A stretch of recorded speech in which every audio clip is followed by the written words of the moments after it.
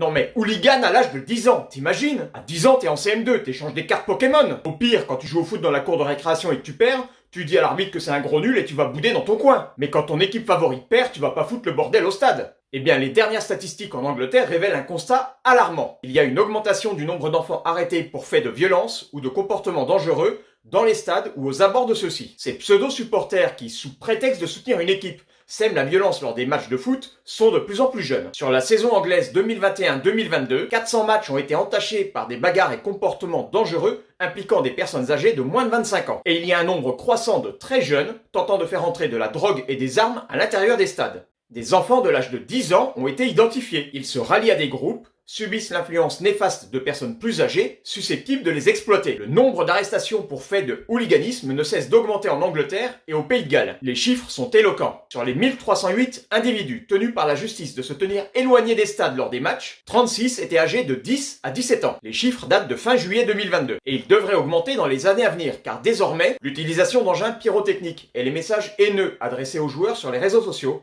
font partie des faits pouvant amener un passage devant les juges.